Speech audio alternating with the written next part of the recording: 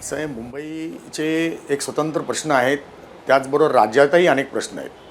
आता आपण मुंबईमध्ये दोन्ही ठाकरे बंधू एकत्र येणार हे आता जवळपास निश्चित झालेलं आहे.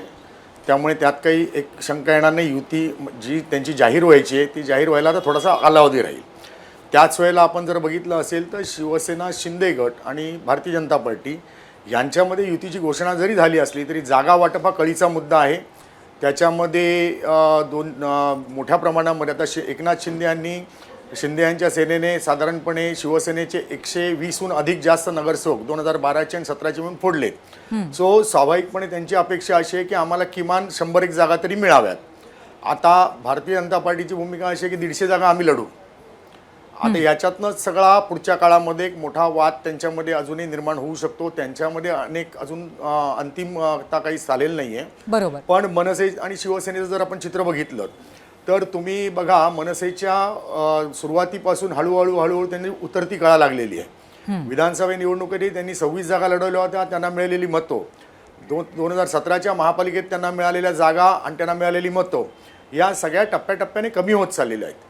या सगळ्या पार्श्वभूमीवरती शिवसेनेने 2017 साली स्वतंत्रपणे लढून 84 जागा मिळवल्या होत्या आणि जवळजवळ 28% मतं त्यांनी त्यावेळेला घेतली होती.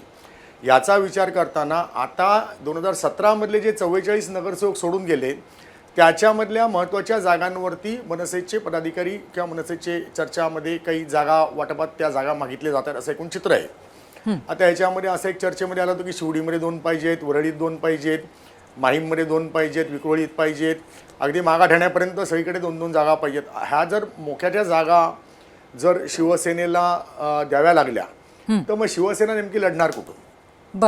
आणि मनसेचा बेनिफिट शिवसेनेला मिळणार काय, हा एक कळीचा मुद्दा आहे. पण ह्याच्यातही मला असं वाटतंय की मी जी काही माहिती घेतली त्याच्यानुसार दोन्ही पक्षांमध्ये जवळजवळ जागा वाटप अंतिम टप्प्यात आलं आहे.